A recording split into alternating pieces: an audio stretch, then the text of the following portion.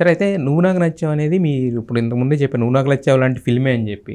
నువ్వు నాకు నచ్చావు అనేది అప్పటి వరకు వెంకటేష్ గారు కామెడీ టైమింగ్ ఒక రకం, నువ్వు నాకు నచ్చావు నుంచి వేరే రకంలోకి అది ఇంటెన్షనల్గా మార్చాము. అదే అదే ఆయన సినిమాలన్నీ చూసి ఇలా చేస్తున్నారు, అసలు ట్రాక్ అనేది తీసి పక్కన పెట్టి కామెడీ ట్రాక్ సెపరేట్గా ఉండకూడదు, కామెడీ క్యారెక్టర్లోనే ఉండాలి, క్యారెక్టర్ ఉండాలి. కొంచెం అంటే అందుకనే మీకు సహజంగా ఎందుకు అనిపిస్తుందంటే ఏది ఫోర్స్ చేసినట్టు ఉండదు, జస్ట్ అలా సరదాగా జరిగిపోతుంది అనమాట. ఆ ఇంట్లో పనిచేసేవాడు బంతి, వాడు కొంచెం ఎవరైనా ఒక ఇంట్లో కొంచెం పెద్దవాళ్ళ ఇంట్లో ఉన్నప్పుడు పొగరగా ఉంటాడు, అలా ఈయన వస్తే డామినేట్ చేయడం ట్రై చేస్తుంటాడు, ఈయన తిరిగి డామినేట్ చేయడం అన్నీ చాలా సహజంగా ఉంటాయి. And the beauty of Venkatesh గారి character is he is always himself.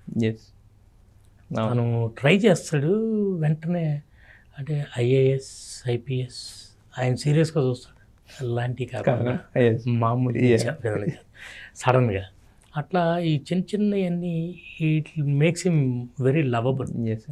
చాలా రియల్గా ఉన్నాడు ఈయన, నాట్ లైక్ ఏ హీరో, దగ్గరికి వెళ్ళలేము, చాలా ప్రోటోకాల్ ఉంటుంది. దాంట్లో అంటే అంత పెద్ద హీరోకి మీరు అక్కడ ఇడ్లీ పోసే సీన్ తర్వాత ఆయన వేసిన డ్రెస్ అంటే అలాంటివి ఏమి అసలు గొప్పతనం కదా అది, ఆయన గొప్పతనం, ఆయన ఒప్పుకోవటం. మనం ఏదో వెళ్తే కొంచెం బాగుంటుందా ఇలాంటిది అని ఆయన అసలు అడగరు, బాగుంటుంది అని అంటే ఆర్ యూ షూర్ ఫినిష్ అంతే, ఎనీథింగ్. అట్లా చాలా ఉన్నాయి ఆ సినిమాలో, చాలా. అసలు చివరికి వెళ్ళేసరికి ఆ రోజుల్లో అందరూ ఏమన్నారంటే దిల్వాలే దుల్హనియా వచ్చింది, ఆ ట్రైన్ ఎపిసోడ్ ఫైట్ ఇవన్నీ లేనిదే సినిమాలు ఆడమన్నారు.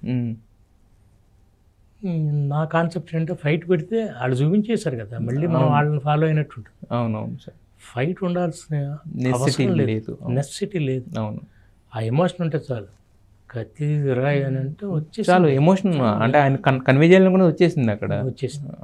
ఇంకా అలాంటప్పుడు మనం దాన్ని ఫోర్స్ చేయదు, ఇప్పటిదాకా ఏం ఫోర్స్ చేయాలి, అది కూడా ఫోర్స్ చేయొద్దని అట్లా ఆగాము. And paid of. ఇది నేను విజయవాడలో సార్ ఇంటర్మీడియట్ చదువుతున్నప్పుడు వచ్చిన సినిమా, నేను టికెట్లు దొరక్క బ్లాక్లో కొనుక్కొని చూసాను అప్పట్లో. అంటే అప్పుడు థియేటర్లో వైవాన్ అప్సరా థియేటర్ పేరు కూడా గుర్తుంది నాకు.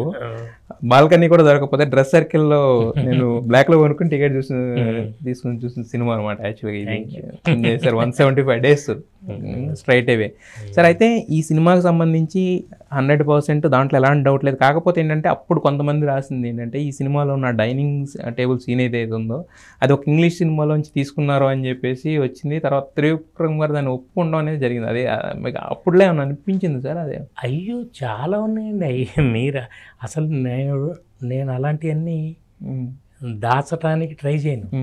ఎన్ని ఇన్స్పిరేషన్లు తీసుకున్నాము, ఎంత నేను అంటాను 1% ఇన్స్పిరేషన్, 99% పర్స్పిరేషన్. ఓకే, దాన్ని తీసుకుని దాన్ని ప్రాపర్గా అంటే అక్కడ అది బాగుంది కానీ అలా యాజ్ పెట్టలేము, ఇక్కడ యాజ్టీస్గా పెట్టలేము. మన క్యారెక్టర్ ఒప్పుకోవాలి, మన అట్మాస్ఫియర్ స్క్రీన్ ప్లేలో రావాలి, అది ఒప్పుకోవాలి. అంటే అది ఒప్పుకుందే మనం ఏం చేయలేము. అవును సార్, అప్పుడు మనం ఫోర్స్ చేసినట్టు అవుతుంది.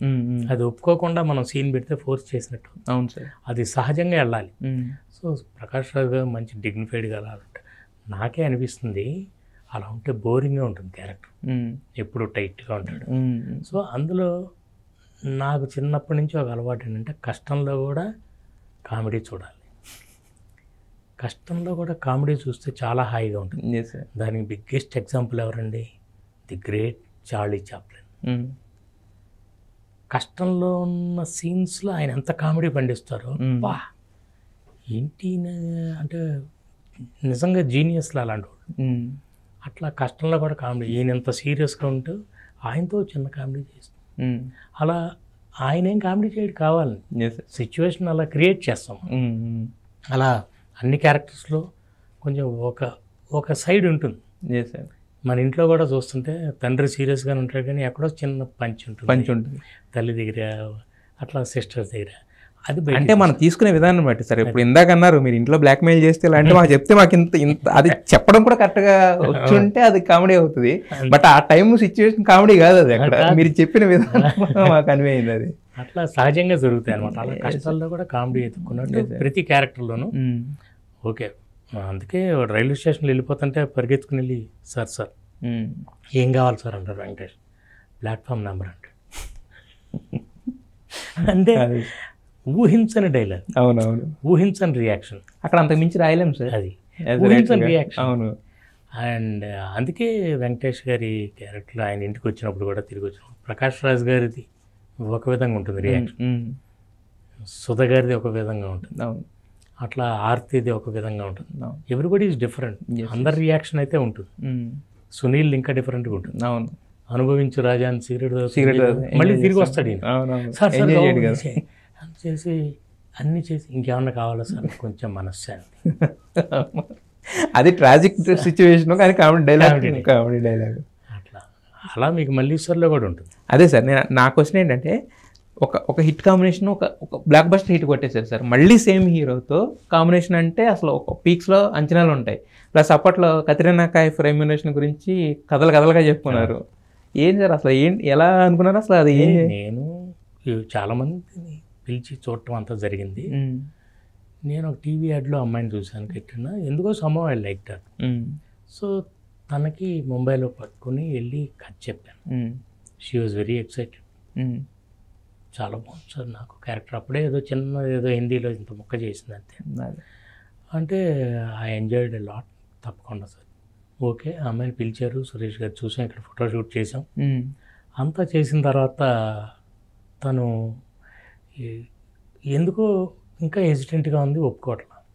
సరే రావట్లేదని ఇంకా చాలామందిని, ఇప్పుడున్న సోకాల్డ్ ఈ మిస్ ఇండియా ఆటలలో ఉన్న వాళ్ళందరినీ పిలిచాం. Okay sir. సో చివరికి ఇంకో ఆల్రెడీ ఉన్న హీరోయిన్ కూడా అని అనుకున్నాం. నాకు పక్కన మాత్రం వీళ్ళందరూ ఓకే, మీరు చెప్పే వాళ్ళందరూ చాలా బాగుంటారు, మంచి ఆర్టిస్టులు, మంచి ప్రొఫెషనల్, కానీ మల్లీశ్వర్ కాదు. మల్లీశ్వర్ అంటే మీ దృష్టిలో, నా దృష్టిలో నాకేదో ఫిక్స్ అయ్యి అట్లా ఉండాలండి అంటే చాలా కష్టమైంది. కానీ అమ్మాయికి ఆయన ఎంత ఏంటి నాకు తెలియదు, కానీ she was paid very highly. అప్పుడు నేను తను కూర్చోబెట్టి అడిగి, ఏంటి నీ ప్రాబ్లం అంటే, నాకు I'm scared. Why? I don't know the language. You know Hindi? No అంది. Then it's one and the same. You don't know Hindi, you don't know Telugu. Anyway it's my problem. Will manage, చూద్దాం, 2 రోజులు చూడు, నీకు నచ్చకపోతే వెళ్ళిపో, will call it off. Okay అంది. అలా Vizag first shed 2 రోజులు చేస్తే షీ వాజ్ వెరీ కంఫర్టబుల్. ఇంతేనా, ఇదైతే ఈజీగా ఉంది అంటే, మీరు చేసి చూపిస్తున్నారు, సేమ్ అలా చేయమంటున్నారు అంతే, that's no problem, I can do it. తను ఏమనుకుందంటే మొత్తం తను బిహేవ్ చేయాలి, పెర్ఫామ్ చేయాలి అంతా చేసింది క్లైమాక్స్లో. బట్ మీరు చేసి చూపించే విధానం కూడా ఉంది, ఈజీగా అనిపించింది. అలా కంటిన్యూ చేసాం. And very hard working girl. ఎంత హార్డ్ వర్క్ అంటే, క్లైమాక్స్కి వెళ్ళేసరికి నన్ను ఆల్మోస్ట్ అడిగింది, మీరు నన్ను చీట్ చేశారు, ముందేం చెప్పారు నాకు, ఇంతంత లైన్లే, నేను చేసి చూపిస్తాను, నువ్వు చెప్పడం అంతే అని. ఇవాళ ఏమో 3 పేజీలు డైలాగ్ ఇచ్చారు, రాత్రి చదువుకుని వచ్చి నన్ను చెప్పమంటున్నారు, నేను ఎలా చెప్తాను అంటే. అప్పుడు నేను అన్నా, నువ్వు చెప్పలేనంటే నీ వెనకాల కెమెరా పెట్టి తీసేస్తాను, నాకు పేరు వస్తుంది. నువ్వు చెప్తే నా వెనకాల కెమెరా పెట్టి నీ ఫేస్ పెట్టి నీకు పేరు వస్తుంది. అప్పుడు అంది, నాకు పేరు రాకపోయినా పర్లేదు సార్, మీకు రాకూడదు, అందుకని నేను నేర్చుకుని వచ్చి చెప్తాను. అలా సరదాగా చేసేవాళ్ళు. అదే సార్, అదే అట్లా చాలా. కానీ అంటే ఇప్పుడు మీరు హైయెస్ట్ పెయిడ్ అన్నారు, అప్పటికి అమ్మాయి ఏం చేయలేదు కదా, మరి ఎందుకు అంత పే చేయాల్సి వచ్చింది అంటే? అది తప్పు నాది, నేను ఇన్సిస్ట్ చేయటం వల్ల. EMI Malleshwar, Lalit mall palace, Venkatesh గారు అంటే, నేను నా ఇన్సిస్టెన్స్ సగం తప్పైనా కూడా, బట్ నేను సినిమా కోసమే, నాకు ఆ అమ్మాయి ఎవరో కూడా తెలియదు. అవును సార్, అవును. కానీ ఆ అమ్మాయిలో ఉన్న గెయిట్, ఆ రాయల్టీ, ఆ ఇన్నోసెన్స్, అంటే కోడిగుడ్లు వచ్చి మార్కెట్లో తీసుకున్నప్పుడు డజన్ అంత లెక్క కూడా రానంత ఇన్నోసెంట్గా ఉండాలి. అవును. కానీ అమ్మాయి చూస్తేనేమో అసలు అపూర్వపు సౌందర్యవతిలా ఉండాలి. ఆ ఇంట్రడక్షన్, మీరు వాష్ బేసిన్లో స్నానం చేస్తున్నప్పుడు ఇదంతా మ్యాచ్ అవ్వాలి. మ్యాచ్ అవ్వాలంటే ఆల్రెడీ చూసేసిన అమ్మాయిని ఇంత ఇంపాక్ట్ నేను క్రియేట్ చూడలేము, ప్లస్ ఇంపాక్ట్ చేయలేము. ఎవరో సంథింగ్ ఎవరు చూపిస్తున్నారు అంటే అట్లా. లాస్ట్లో కూడా రాయల్ చైర్లో వచ్చి కూర్చుంటుంది కదా, క్రౌన్ అది పెట్టుకునే, అక్కడ ఎలిగెన్స్ ఉండాలి. She should look like a princess and behave like a simple girl ఇక్కడికి వచ్చినప్పుడు. అట్లా అవన్నీ కుదిరినాయి.